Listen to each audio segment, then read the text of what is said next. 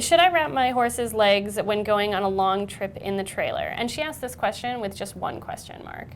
So she's asking the word olive in her name. Olive! But just like very casually. Should I wrap my horse's legs when going on a long trip in the trailer? So I'm going to give this to you. Okay, that seems like I'll do a great job with it based on the last round.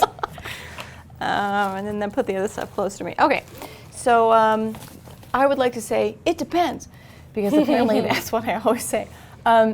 If you have a horse that has not worn either shipping wraps like these or standing wraps like these, this is just, you know, a cotton pillow wrap and then standing wraps over it, like Pony Club says how to make a wrap.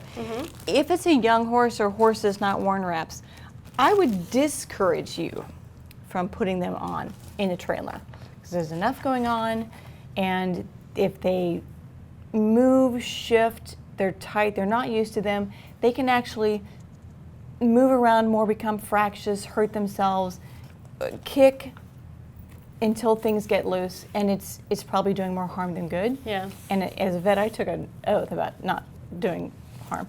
So, but if you have a horse that is a seasoned traveler, goes all the time, some people might say, oh, he's used to it, no need to wrap. However, you never know when someone's going to pull in front of you, or when you have to make a sudden stop, or you almost miss your turn and you do it yourself.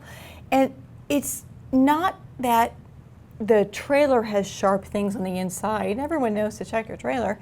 It's that in trying to balance himself, your horse may step on himself, move a leg over, move a foot over. So that's what you're trying to protect. And these go all the way to the bottom.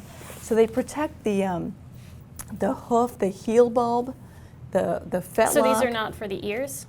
No, and you are correctly holding them in the right position. Wouldn't it be great? The name was really helping me out in terms of knowing which way was up. But I do these know are the hind ones. what this stuff is. They cover the hocks, you can see. So it's important to cover from the ground to just over the hocks in the back and over the knees in the front. Then all your joints are covered, your hooves, the cannon bones, all the important. Handle with care parts. There you go, all those parts.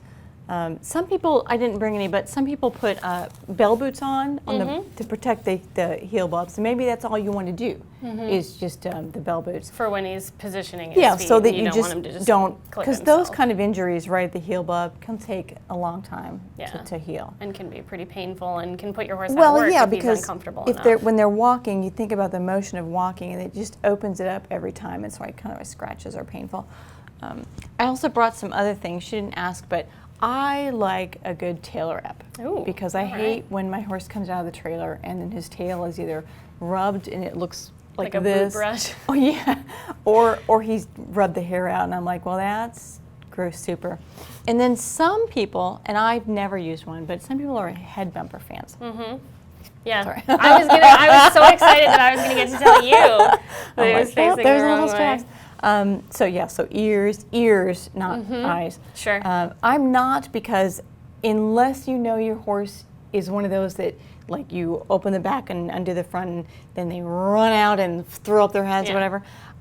To me, this has a more potential for harm, because it could catch on things and it makes their brain hot. I don't know. I'm not a fan of this unless you know that your horse needs one. So I think that was one of the things that you said at the beginning that I think is really, really helpful, and that a lot of people don't think of, is if you're shipping your horse for the first time, going in the trailer is a whole new experience. You don't want also having scary things strapped to your horse's legs to be a totally new experience that he's going to have and deal with in a new place for the first time. And so I will tell you that I use shipping wraps because I'm too lazy to put on bandages anymore, but even most now, people call these shipping boots. Shipping boots.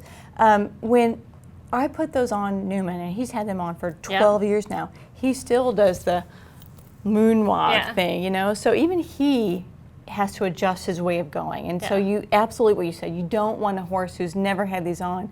They're going to try to shake them off, and then they get frantic. They cannot get these things off. I mean, I've had horses get loose and run around and hurt themselves and hurt property.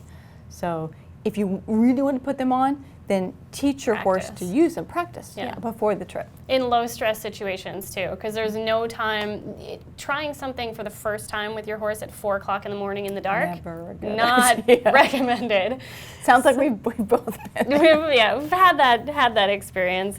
Yeah. So I think the moonwalking though, pretty universal. We actually did it in the If Horses Were People. So maybe Nels will throw a clip of that in here, and we can see what it looks like if a human If a human wears did it. shipping boots. Excellent.